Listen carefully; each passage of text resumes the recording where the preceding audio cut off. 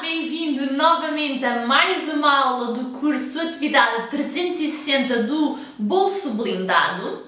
E nesta aula vamos aprender como emitir um recibo verde através do Portal das Finanças. Portanto, eu vou partilhar com vocês os vários passos de emissão de recibos verdes e, para começar, no campo de pesquisa basta escrever emitir recibo verde. Logo na primeira opção que surge de emitir recibo verde, surgem-lhe dois campos, o campo emitir e o campo consultar. Vamos emitir. Portanto, temos então aqui duas opções, a opção fatura recibo ou recibo. Qual a diferença destas duas hipóteses? Bom, qual é que são as diferenças entre uma e outra? Certamente já reparou nas grandes empresas, quando fazem uma encomenda, a encomenda é enviada junto com uma fatura, para que depois que a empresa recebe esses produtos e fizer a validação, ter a confirmação de que todos os dados estão corretos, proceder então ao pagamento. Só após o pagamento é que a empresa que enviou os produtos irá emitir o recibo, que comprova que realmente aquela mercadoria foi paga. No caso do trabalhador independente, do empreendedor, partimos do princípio que o serviço, a venda do produto é feita mais ou menos no mesmo tempo e por isso iremos passar uma fatura-recibo. Primeira opção. Depois iremos colocar a data, que nunca deverá ser posterior a 5 dias. Vamos definir novamente fatura-recibo, emitir. E neste caso vão surgir os nossos dados, domicílio fiscal, o nosso NIF. Em atividade exercida vão aparecer todos os códigos que eu escolhi quando abri a atividade. Vou colocar depois o NIF do meu cliente, o nome, a morada e então depois vou selecionar aqui pagamento dos bens ou dos serviços. Vou fazer a descrição do serviço, que poderá, por exemplo, ser prestação de serviço, comissionista, publicitários. E vamos então à parte importante que está aqui relacionada com o regime de IVA, a base de incidência em IRS e a retenção na fonte. Ora, como já tínhamos verificado, estamos em regime simplificado de IVA, portanto, vamos escolher a opção regime de isenção 53. Na eventualidade, depois de eu passar posteriormente para o regime de IVA, irei então selecionar, se estou no continente, a taxa de 6, de 13 ou de 23%. Portanto, neste caso, vamos colocar então aqui regime de isenção e vamos imaginar que o nosso valor base de venda de prestação de serviço seriam 100 euros. Agora, se abriu atividade, como temos agora aqui em março, temos ainda um ano quase completo e tem uma previsão de que irá passar este valor. Então fará sentido aqui na opção de base de incidência em IRS escolher a primeira sobre aqui por debaixo, relativamente a sobre 100%, artigo 101, número 1 e 9 do CIRS. E aqui vamos então ter que preencher o terceiro campo que nos fala de retenção na fonte e que nos vai buscar as tais percentagens que falámos há pouco do artigo 101, que nos indicava, por exemplo, se for então uma loja online ou que tenha o CAI dentro do código do INE, portanto o código de classe de atividades económicas, rendimentos empresariais, aqui deverá selecionar a primeira opção à taxa de 11,5%. A taxa de 25% estará relacionada com todos os trabalhadores independentes que tenham rendimentos profissionais e que, por norma, estão inseridos no artigo 151 do CIRS, por exemplo, comissionistas, tínhamos comentado jornalistas, designers, formadores, entre outros. Vou usar aqui o exemplo de um jornalista, de um tradutor, de um publicitário. O valor de IRS é 25%. Agora, aqui uma questão a ter em conta. Eu deverei escolher estas opções sempre que o meu cliente for uma empresa com contabilidade organizada, isto é, tem um contabilista e, por norma, essa empresa vai fazer a retenção deste valor. Então, o que é que acontece?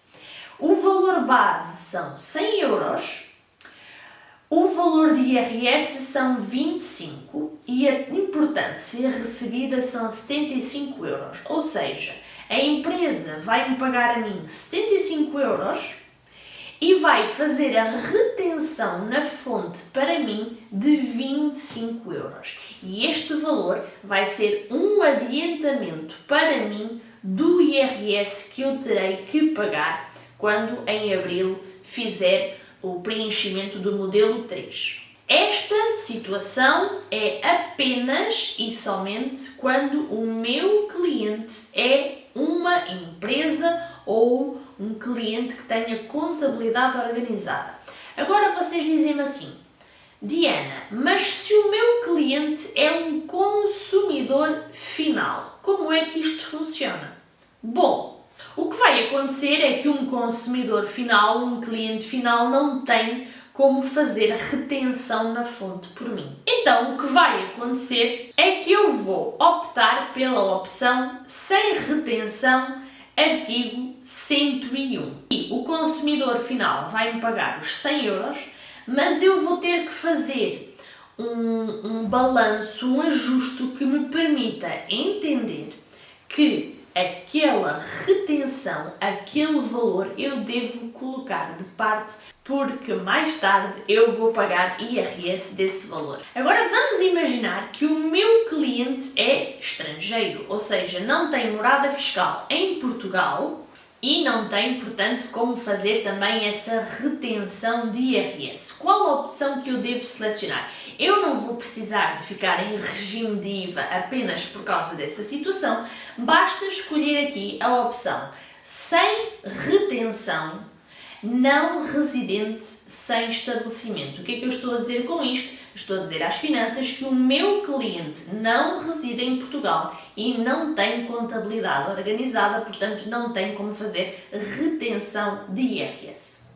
E nesse caso, o consumidor final vai pagar um montante total de 100 euros. Vamos então à opção final. Vamos imaginar que um empreendedor vai abrir atividade entre outubro, novembro, dezembro e que o volume de negócios que vai fazer é irrisório, ou seja, está abaixo do valor mínimo de existência exigido pelo governo. Nesse caso, o empreendedor pode escolher a primeira opção, dispensa de retenção ao abrigo 101. Vocês reparam que o terceiro campo fica logo bloqueado. O valor que será pago pelo cliente final é o valor de 100 euros. E aqui, o que é que isto significa? É que como o empreendedor vai fazer um volume de negócios abaixo do mínimo de existência, ou seja, do valor obrigatório para fazer IRS, não há necessidade do empreendedor começar a fazer um adiantamento daquilo que vai pagar, porque já sabe a priori que o valor que fez, o volume de negócios que fez, foi inferior ao valor de mínimo de existência. Esse valor mínimo de existência é calculado todos os anos na altura do Orçamento de Estado. Em 2023 foi definido que o valor de mínimo de existência seria de 10.640 euros, ou seja, todo o empreendedor, todo o trabalhador independente, todo o empresário em nome individual que tenham um volume de negócios ao longo daquele ano que não ultrapassou os 10.640, não é obrigado a fazer IRS. Eu sempre aconselho, apesar de não ser obrigatório, a realizar o modelo 3 do IRS, porque vai dar às finanças o que aconteceu ao longo deste ano, o que realizou a nível de negócios e poderá lhe ser útil sempre que existir algum benefício a nível do Estado. Temos recentemente o exemplo quando o Governo decidiu dar um benefício a todos os trabalhadores de 125 euros e aí estavam englobados os trabalhadores independentes que, tendo realizado o IRS no ano anterior, acabaram por beneficiar desse valor. Vamos então fazer um resumo e concluir para ficar bem definido. Devo escolher a primeira opção, dispensa de retenção, quando entendo que os meus rendimentos anuais estarão abaixo do mínimo de existência e que não vou precisar de fazer o meu IRS. Devo escolher a opção sem retenção, artigo 101, quando o meu consumidor, o meu cliente, é consumidor final e não tem como fazer retenção na fonte por mim. Devo escolher a opção sem retenção, não residente, sem estabelecimento, quando o meu cliente é estrangeiro, não reside em Portugal e não tem contabilidade organizada. É uma empresa, devo selecionar a opção sobre 100%, e na retenção da fonte escolher a taxa que mais se adapta a mim, como loja online 11,5%, ou como todos os códigos que estão dentro dos rendimentos empresariais, ou 25% se o meu código está dentro, ou se o recibo que eu vou passar refere-se a um código que está dentro do artigo 151 do CIRS, para aí a empresa fazer a retenção na fonte. Apenas e somente as empresas poderão fazer retenção na fonte por si. Quando é o consumidor final, é o empreendedor que terá que fazer essa gestão do valor que supostamente deveria reter na fonte e guardá-lo, porque será esse valor que precisará de usar, uma vez que vai ter que o pagar depois quando tiver a fazer o IRS. Na próxima aula iremos abordar pontos e a declaração que vai precisar de preencher no portal da Segurança Social Direta e no que refere a descontos que vai precisar de realizar. Espero por ti!